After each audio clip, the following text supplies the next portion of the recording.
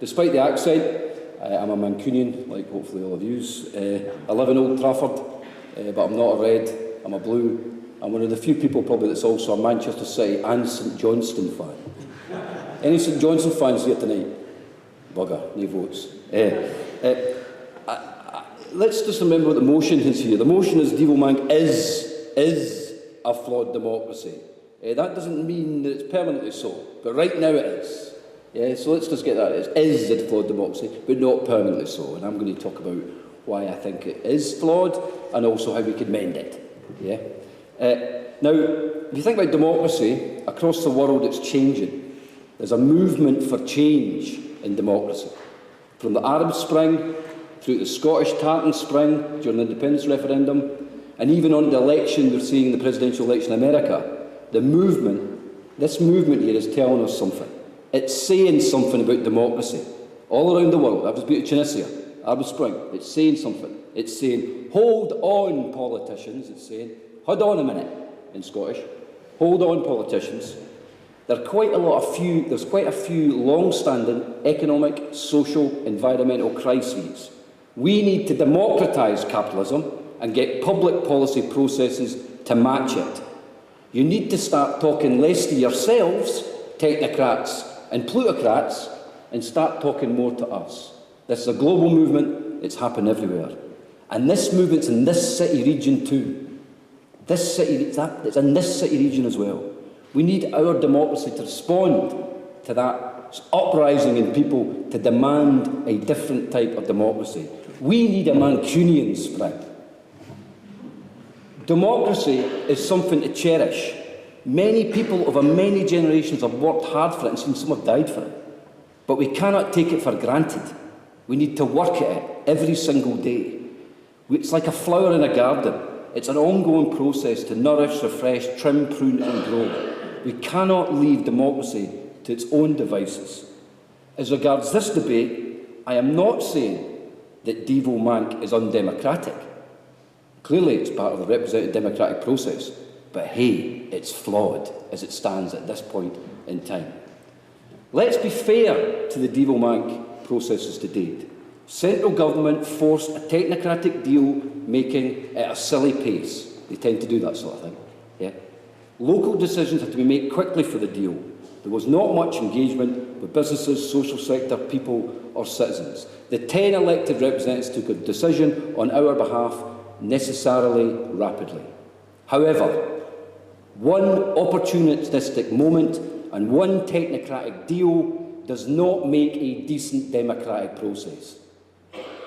Devolution should be a completely amazing opportunity. It's about creating energy, excitement and hopeful context to our lives in all the things we do, from taking the Met, to having a home, to being cared for when we're ill, to ensuring our kids have a future here in Manchester.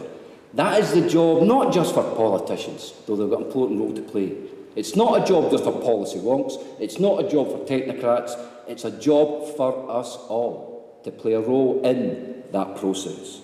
So when it comes to creating a city and a citizenry which shares this task, we need a democratic process that matches it. Of course, devolution is an ongoing process.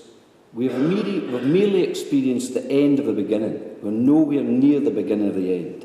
We must look forward and hope for a devolution that helps wealth creators to create more wealth, a devolution that harnesses wealth more effectively, a devolution that gives more of a hand up to those who need it. But for those things to truly happen, we need a better mandate for further devolution. And that mandate won't come through the technocratic flawed devolution we have at the moment. We must give more power to elected representatives, more power to their elbow. Ba-boom! What could be better than having 2.7 million enthused Mancunians behind our elected representatives? Just imagine if our elected representatives went down to speak to Mr Osborne and Sir Humphrey. Wouldn't it be terrific if our elected representatives say, "Excuse me, Sir Humps, you can't speak for Manchester. You may say that, for instance, we can't get a job guarantee for every young person across this city, But I'm telling you, 2.7 Mancunians are behind us on that one. We have discussed it, we've debated it, we've had a democratic process that's agreed it, and we and they are now telling you that's what we want. There is no doubt in my mind a strong coalition of elected representatives, able public officials, buoyed by the winds given to them by engaged and empowered citizens, gives more power to the devolution and any future deals.